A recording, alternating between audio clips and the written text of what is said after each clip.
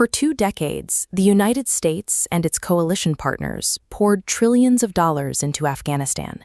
They built up a massive military footprint, training and equipping local forces for continuous combat against insurgents in the mountains. Over that time, the capital city of Kabul modernized into a bustling urban center, protected by what was supposed to be a highly trained, well-supplied Afghan National Army numbering in the hundreds of thousands. Yet in August 2021, this entire state-building project evaporated. The government, the military, and the security infrastructure disappeared in a matter of days. The Taliban dismantled the Afghan government through spatial isolation, turning the country's infrastructure into a series of disconnected, indefensible islands. When the U.S. military began its final withdrawal in May of 2021, the Taliban didn't immediately rush the heavily defended capital. They executed a different plan entirely. Looking at this map of Afghanistan, you can see the Taliban's exact strategy. Instead of attacking the major cities, they swept across the countryside to capture the outermost edges of the country, specifically the key border crossings. Keeping our focus on this map, watch what happens to the interior. With the borders under their control, the insurgents dictated exactly what came in and out. The logistical supply lines to major provincial military bases instantly shattered, cutting off food, ammunition, and reinforcements to the troops inside. Afghan troops were left completely stranded. By choking off the supply routes and creating a tight outer perimeter, the Taliban neutralized the government's defenses without having to fire a shot. Physical isolation fed directly into psychological warfare. Long before reaching a city's gates, the Taliban infiltrated the personal phones of local police and military commanders. They bombarded them on WhatsApp with a stark choice: surrender for money and peace, or fight and face execution. Knowing no backup was coming, base after base surrendered. With every handover, the Taliban inherited a massive arsenal, upgrading from pickup trucks to convoys of captured American armored Humvees, M4 rifles, and night vision gear. As they advanced, they blew open the gates of local prisons in cities like Kandahar and Kunduz.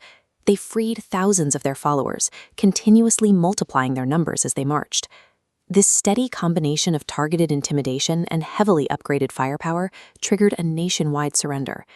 By mid-August, almost the entire map of Afghanistan had flipped to Taliban control, leaving only one isolated stronghold: Kabul.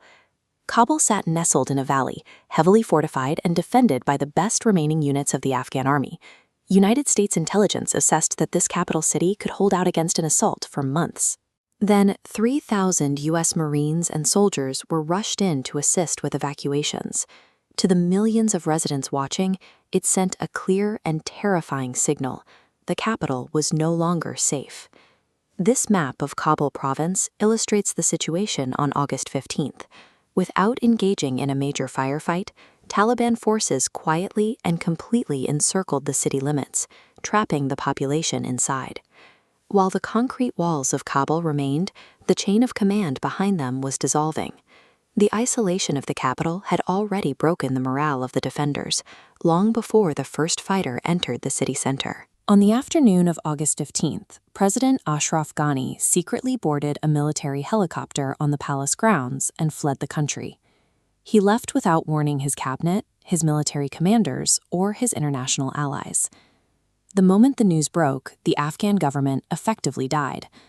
Police and military forces in Kabul stripped off their uniforms, abandoned their checkpoints, and went home to hide. Just a few miles away, the heavily fortified United States Embassy shifted into full crisis mode. Personnel frantically smashed computer hard drives with sledgehammers and threw highly sensitive documents into large incinerators. The American flag was lowered, and a continuous stream of Chinook helicopters transported the last remaining diplomatic staff out of the compound and directly toward the airport. With the head of state gone and the police vanished, the structural integrity of a city housing 6 million people dissolved instantly. The entire population's terror was forced into a single, desperate geographic bottleneck. Hamid Karzai International Airport became the absolute last speck of hope on the map. Tens of thousands of Afghan citizens flooded the perimeter, seeking any possible way out. Inside the airport's razor wire fences, the scene was highly controlled. A massive international military airlift was underway, funneling thousands of people onto cargo planes every few hours. But just outside those gates, the situation was deadly. Families were crushed against concrete blast walls. with many forced to stand waist-deep in open sewage canals for days, begging to get inside. Some bypassed the gates entirely. 19-year-old Zaki Anwari, a national youth football player, joined a crowd swarming the runway. Desperate to avoid a life under the Taliban, he clung to the side of an accelerating C-17 cargo plane. When aircraft climbed into the sky, the wind force became insurmountable, and he tragically fell to his death. This single runway became the final exit for an entire nation. On one side of the wire, the U.S. military operated a massive airlift. On the other, thousands of people were pinned against the airport's perimeter with nowhere to go. This schematic shows exactly why the primary security checkpoint, known as Abbey Gate, was so vulnerable. It was an incredibly narrow trench, densely packing thousands of civilians shoulder to shoulder, directly between Taliban guards and U.S. Marines.